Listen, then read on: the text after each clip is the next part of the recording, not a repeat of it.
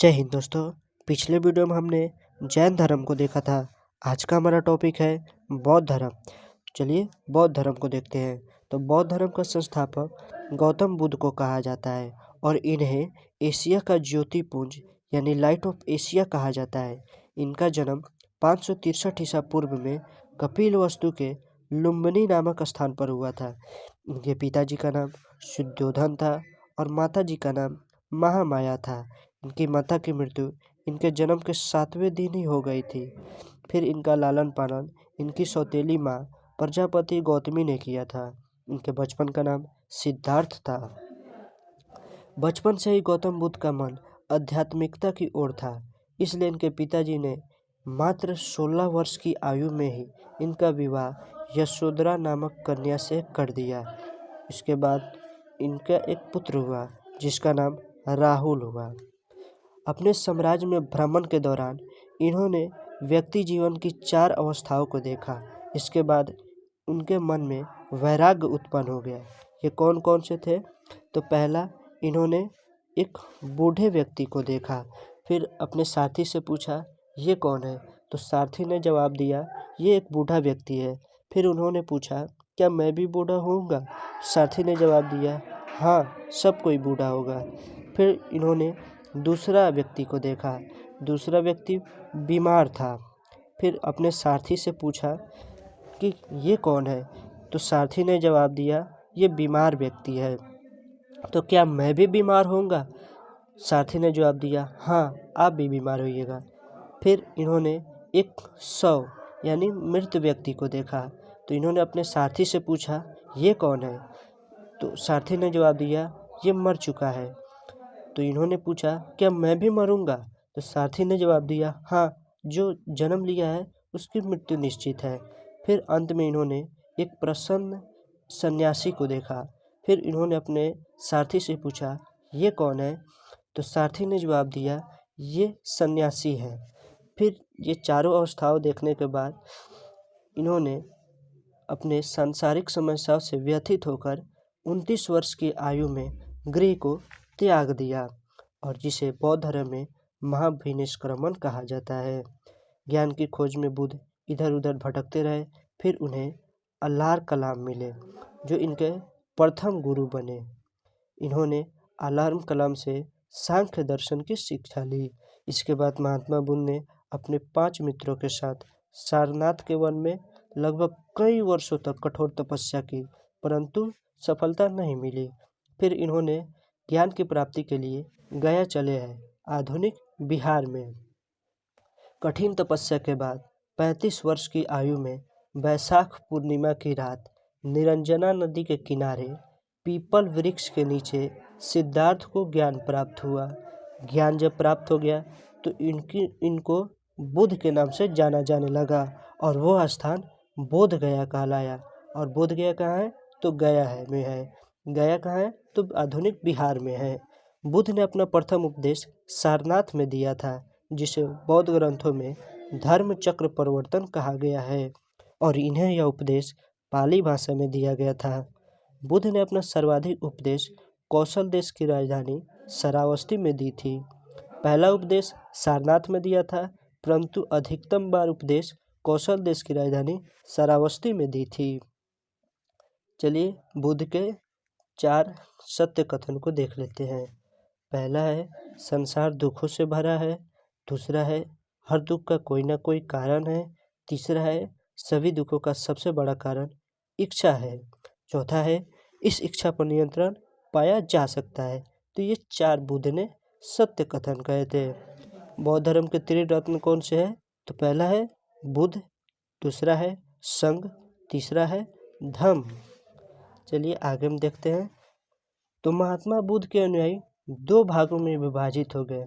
एक हुए भिक्षुक, तो उनका मानना था कि बौद्ध धर्म के प्रचार के लिए संन्यास ग्रहण करना ही चाहिए। दूसरे हुए उपासक, ये मानते थे कि गृहस्थ जीवन में रहते हुए भी बौद्ध धर्म का प्रचार प्रसार किया जा सकता है।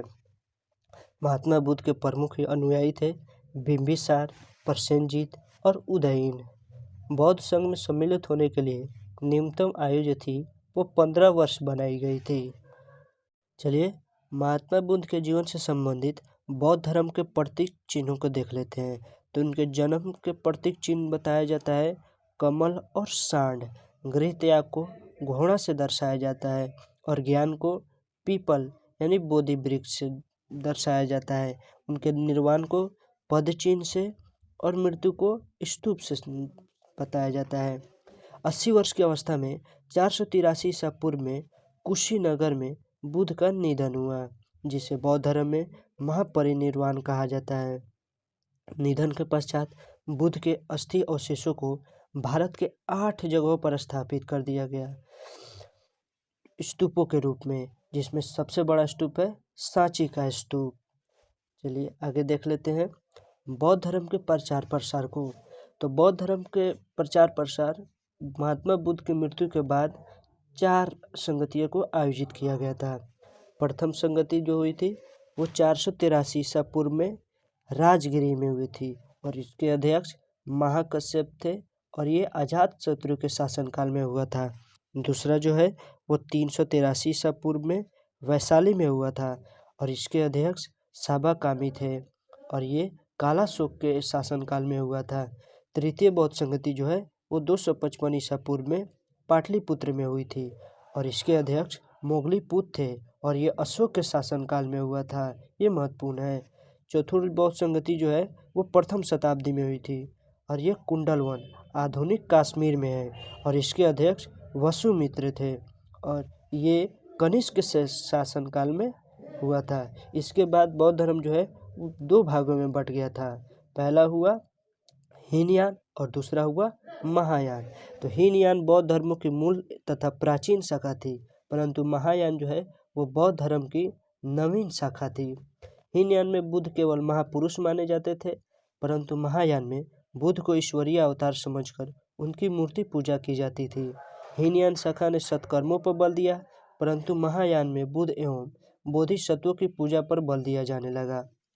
यह बुद्ध के प्रतीकों की पूजा करते थे हीनयान, परंतु महायान ये बुद्ध की मूर्ति का पूजा करते थे। हीनयान जो है इनके ग्रंथ पाली भाषा में रचे गए और महायान के ग्रंथ संस्कृत भाषा में रचे गए। ये कर्म एवं धर्म पर विश्वास करते थे हीनयान, परंतु महायान ये परोपकार पर विश्वास करते थे। इसमें बोधिसत्व का आदर्श ग्रहण किया गया है जो दूसरों का कल्याण करता है। हीनयान का प्रचार प्रसार लंका, बर्मा, आधुनिक म्यांमार, थाईलैंड, कंबोडिया आदि देशों में हुआ। महायान का प्रचार प्रसार चीन, तिब्बत, जापान, कोरिया आदि जैसे देशों में हुआ था। चलिए बौद्ध धर्म के महत्वपूर्ण ग्रंथों को देख लेते हैं। तो इनका महत्वपूर्ण ग्रंथ है त्रिपिटक। यह मूल रूप में पाली भाषा में रचे गए हैं और इनकी संख्या जो है वो 3 है। कौन कौन है? विनय पिटक, सूत पिटक और अभिधम पिटक। चलिए एक एक करके सबको देखते हैं।